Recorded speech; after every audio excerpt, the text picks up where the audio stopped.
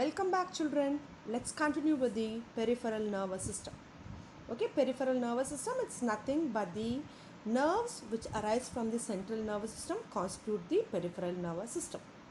Okay, we have around 12 pairs of nerves from the brain and 31 pairs of nerves from the spinal cord. Okay, these nerves constitute the peripheral nervous system. We have around 3 types of nerves in our body. One is the sensory nerve, motor nerve, and the third one is the mixed nerve. Let's start with the sensory nerve. From the sense organ, the messages moves to the brain. Okay, we see with the help of our eyes, we hear, we taste, we smell, or we feel. It is because of the sensory nerves. The sensory nerves sends the message from the sense organs to the brain. Okay, and the messages from the central nervous system is passed to the muscle or to the sense organs or through the motor nerves. The message from the brain, it moves to the muscles or to the sense organs or through the motor nerves. At time, both the sensory nerves and mixed nerves perform the function together. Okay, they are found in both brain and the spinal cord, and this sort of nerves is called as the motor nerve. At times, what happens? The function of the sensory nerve and the motor nerve are performed together by a nerve, namely mixed nerve. So, the second type of nervous system is the peripheral nervous system, which constitute the sensory nerve, motor nerve, and the mixed. Hello children, welcome back. We studied about the nerves and the brain in the previous class. Let's continue with the action in this class. We are going to talk about the types of action in this class. Is that clear? See, our brain is the key member of our nervous system. It controls all our action. Okay, even when you sleep, it keeps working. Okay, you are able to see the dream. It's because of our nervous system. Okay, and few actions are under our control. You can control it. As an individual, you can control few actions. And few actions are not at all under your control. You cannot control it. You cannot ask your digestive system stop digesting. You cannot ask your respiratory system stop breathing. You cannot ask your circulatory system do not supply food to the other organs. Okay, they all keep working on their own. These type of actions are under the control of our nervous system. Okay, we have two types of actions, namely voluntary action and the involuntary action. Okay, we have two types of action, namely voluntary action and the involuntary action. Voluntary action, it is under your control. These actions are controlled by the cerebrum. Okay, for example, lifting your book, putting off the switch, okay, eating the food, or jumping, running, okay, cycling.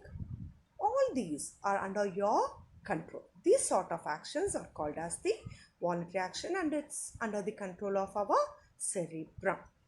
Okay, and there are set of action which you cannot do anything, you cannot control at all. That sort of actions are called as involuntary action, and this involuntary action, in turn, it is divided into two types, namely the automatic action and the reflex action.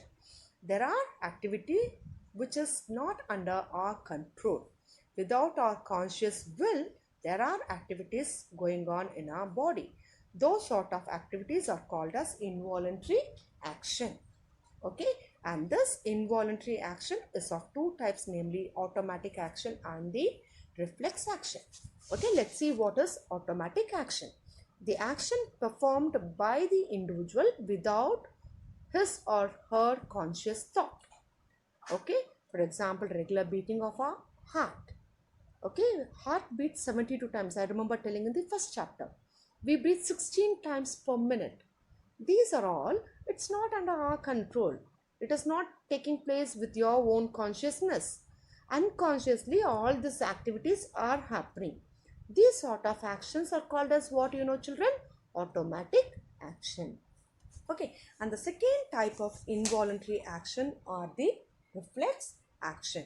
It is the spontaneous, automatic, sudden mechanical response without the will of an individual. Okay, it is a sudden, automatic, spontaneous, mechanical response without the will of the individual is called as reflex action. Okay, if this reflex action, our body may respond to the external stimulus. Okay, because of the sensory nerve, this reflex action happens. Okay, when you touch a hot object, what you do? You pull your hands without your knowledge. Okay, when a dust fall in your eye, you close your eye, you rub your eye. That is also a reflex action. It is a spontaneous, automatic, sudden mechanical response without the will of the individual is called as what? Reflex action. Is that clear, children?